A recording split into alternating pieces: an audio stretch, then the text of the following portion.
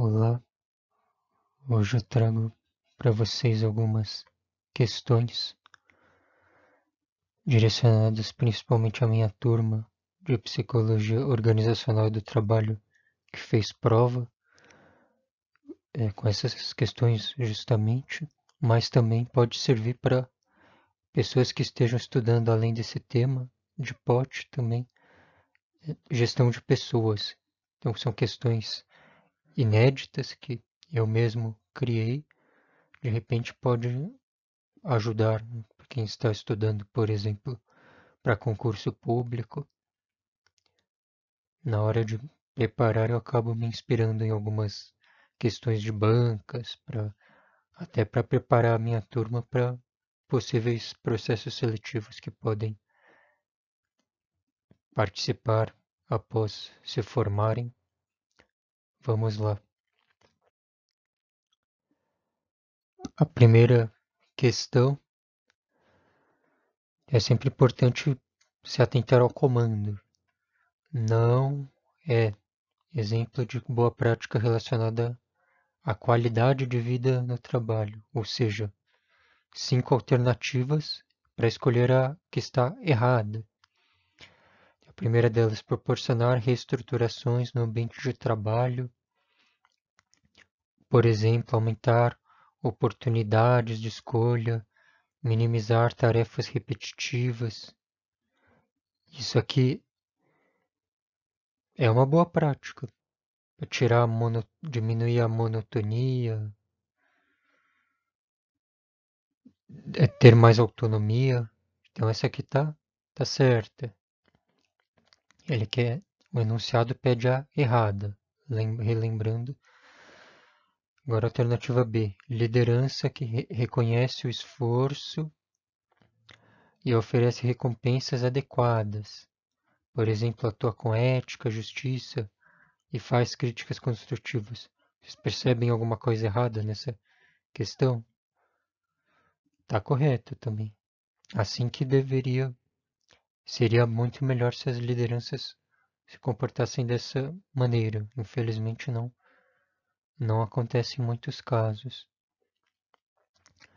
Agora a terceira, aplicar programas de treinamento além das atribuições do cargo. Por exemplo, ensinar manejo do estresse, gestão do tempo, entre outras. Só que também está correto, porque espera-se que uma gestão de pessoas adequada se preocupe com questões que vão além do. Não se limitem ao cargo da pessoa, que pensem nela, em algo mais, na pessoa, em sua saúde, de uma forma mais abrangente. Alternativa D, parcerias que ofereçam opções de aumentar o bem-estar, por exemplo, atividades físicas, alimentação, psicoterapia. Isso aqui também faz sentido, porque vemos muitos lugares que só cobram serviço, serviço, serviço, e aí detonam a saúde da pessoa e seria o ideal que tivesse opções de dar uma contrapartida até para minimizar os impactos que o trabalho tem na saúde, os impactos prejudiciais. Ou seja, o que sobrou é a alternativa, que não é um bom exemplo. Aqui no caso, exemplo inspirado em casos real. Não vou falar qual é o local, senão dá um jeito de me prejudicar. Mas manter instalações precárias, por exemplo, banheiros sujos, padrão boteco, rodoviário, ou seja, não é um bom exemplo de qualidade de vida no trabalho. Manter incompatíveis com a quantidade de pessoas, isso aqui vai contra, inclusive, se vocês forem atrás, norma regulamentadora número 24 do Ministério do Trabalho e do Emprego. Não sou eu que inventei. isso. Então, condições mínimas. Tem lugar que não tem esse mínimo de cuidado. Agora, questão número 2. Qual alternativa apresenta um conceito agora correto para personalidade? Primeiro deles, conjunto de características psicológicas, aqui é importante, características psicológicas que tornam uma pessoa única. Aqui também a gente pode pensar em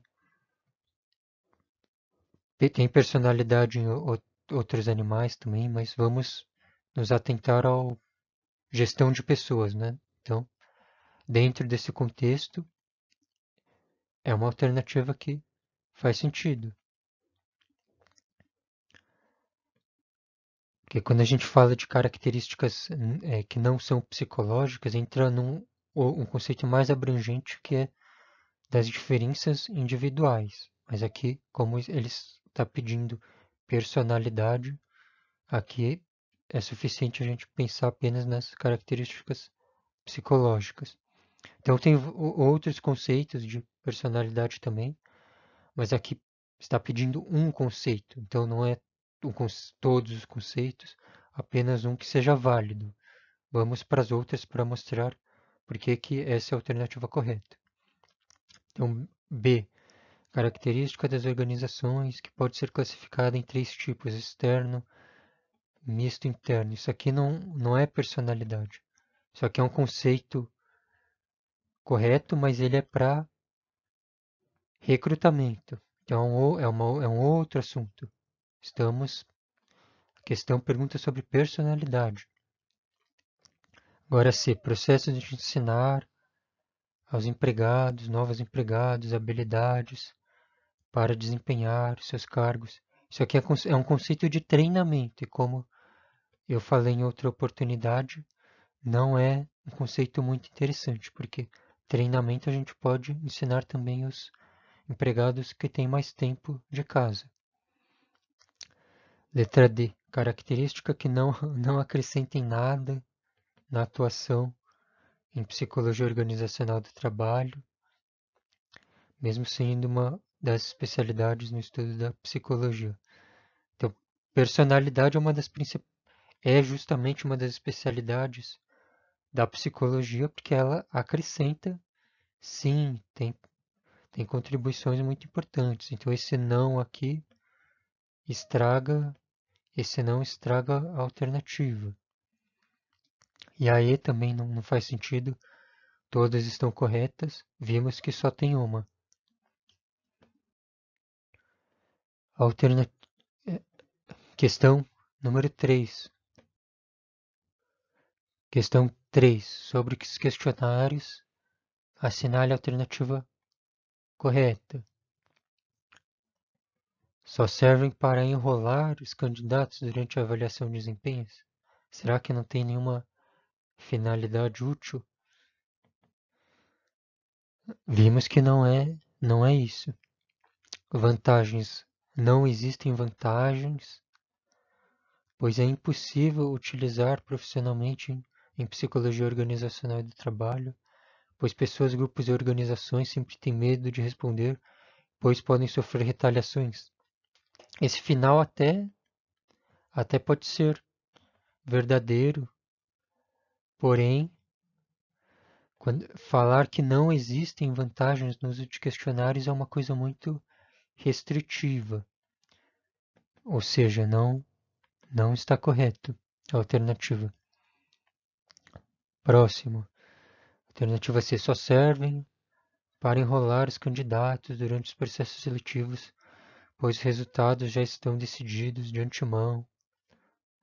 Quer dizer, de novo, uma coisa muito restritiva. Falamos que podem existir as famosas cartas marcadas, mas não é sempre, né? Ainda bem que não é sempre que acontece isso, pelo menos não na teoria. Alternativa D. São instrumentos de baixo custo e fácil administração, até aí tudo bem, podendo ser utilizados em diferentes áreas, de gestão de pessoas, como seleção e avaliação de desempenho. Tem algum problema nessa alternativa? Não percebi nenhum. Aqui é importante lembrar, tanto processos seletivos quanto a avaliação de desempenho. Podem ser usados questionários. E a alternativa E, que talvez poderia gerar alguma dúvida, sempre garantem 100% de confiabilidade. Por que que isso aqui não faz sentido? A gente nunca pode falar em algo 100%, pelo menos quando se pensa em ciência, que é o que a alternativa está destacando, pois são baseadas em estudos científicos. Então, quem já ouviu falar em alguma vez em estudo científico, metodologia de pesquisa, nunca existe 100% de certeza, de confiança.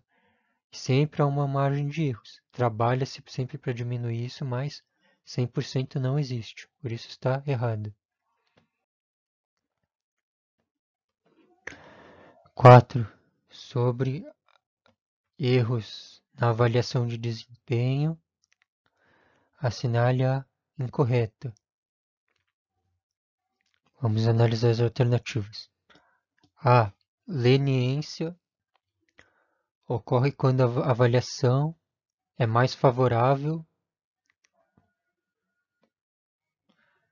do que deveria em relação ao desempenho real. Isso aqui está certo, mas o enunciado pede a incorreta. B. Tendência central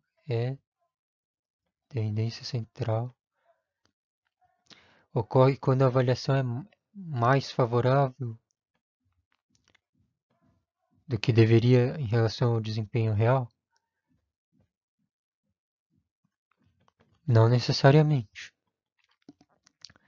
Se vocês lembrarem da nossa aula teórica, a tendência central é quando temos lá os resultados, as notas possíveis, 1, 5, 10. E a tendência central, ela tende a deixar pontuações mais intermediárias. Ou seja, ela até pode ser mais favorável. Se a pessoa foi muito mal, merecia nota 1, e aí eu coloquei 5, foi mais favorável. Só que a tendência central também pode contemplar essa outra possibilidade. Alguém que foi super bem, eu nivelo para menos, né? Sempre deixo um caminho do meio. Então tá errado, já é a nossa resposta. Mas vamos ver as outras. Severidade é quando a avaliação é mais desfavorável do que deveria em relação ao desempenho real. Exatamente. É o contrário da leniência. D. Recenticidade, quando a avaliação é baseada predominantemente em aspectos ocorridos há pouco tempo, desconsiderando fatos anteriores relevantes. Aquele exemplo que eu falei em aula. A pessoa se dedica o ano inteiro, mas na véspera da avaliação, uma semana antes, briga com o chefe e aí ele só lembra da última coisa que aconteceu. E a tendência central, ocorre quando a avaliação atribui valores intermediários. Sim, até aí tudo bem. Muitas vezes incompatível com o desempenho real. Essa é a definição correta para tendência central. Vamos para a próxima. Agora sobre motivação. Então, qual das afirmativas corresponde a uma etapa existente na pirâmide das necessidades de motivação de Maslow? Então, por que essa questão? Como eu disse em aula, é uma das teorias mais famosas de motivação, se não for a mais famosa de todos, apesar de não ter tanto apoio de pesquisas e até estar um pouco antiga, mas é bom saber porque até hoje ela é é cobrada em provas, enfim. Então ela tem várias, só recapitulando, são várias etapas. Então, necessidades fisiológicas básicas, proteção, sociais, estima e autorrealização ou autoatualização. Então existe alternativa A, existe essa daqui, necessidades de avaliação de desempenho, não é compatível, não é nenhuma dessas etapas da motivação da pirâmide de Maslow. Então, está errado. B, necessidades de recrutamento e seleção, também não faz parte da pirâmide de Maslow. C, necessidades de autorrealização, aí sim, é, é, o, é o ponto que está no topo aqui da pirâmide. Vamos colocar um AR de autorrealização. D, necessidades de combater a corrupção, aí é uma invenção minha. Seria bom se tivesse mais, todas as pessoas tivessem essas como uma prioridade motivacional, lutar contra as coisas erradas que acontecem. Infelizmente não acontece, né? Às vezes é até o contrário, dependendo do lugar em que se está.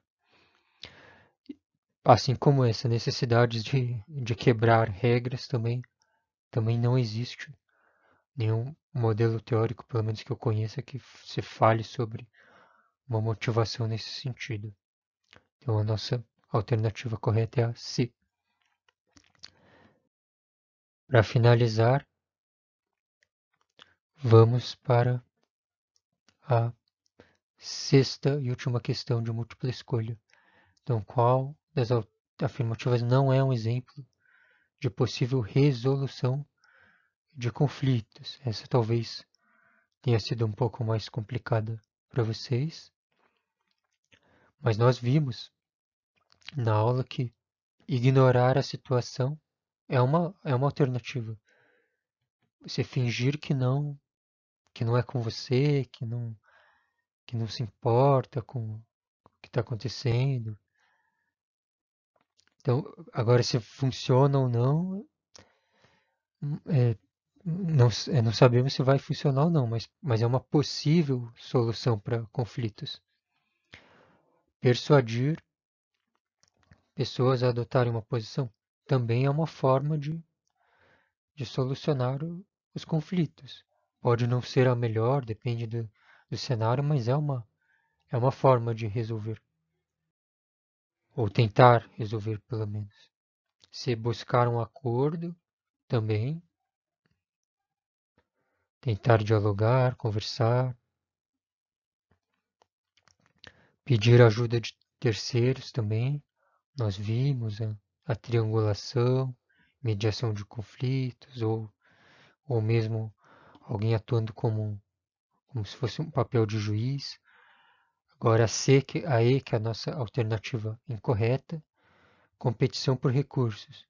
Por que ela não é um exemplo de resolução de conflitos? Porque tem que se atentar ao comando da questão, que fala resolução de conflitos. Competir por recursos é uma causa de conflitos. Como nós vimos as várias causas possíveis, essa é uma delas. Recursos são limitados e podem levar a conflitos. Então eu fico por aqui. Espero que tenha sido menos complicada do que a anterior, que teve gente que falou que todas as questões da última prova estavam difíceis. Essa eu diminui bastante o nível de dificuldade. Espero que não tenha sido tão complicado como da outra vez. Fico à disposição caso queiram entrar em contato, e para quem é da minha turma, só relembrando que tinha a questão dissertativa, discursiva, que valia a maior parte da nota, valia 7 pontos, mas eu não vou falar aqui para não ficar muito longo. Quem quiser conversar a respeito, pode entrar em contato comigo individualmente, mandando e-mail. Quem não é da minha turma também quiser conversar, eu estou à disposição, mas fico. É bom também que vocês participarem pelos comentários, falarem o que acharam, que isso me ajuda também a divulgar para mais pessoas um pouco do que eu estou fazendo nos meus trabalhos. Obrigado.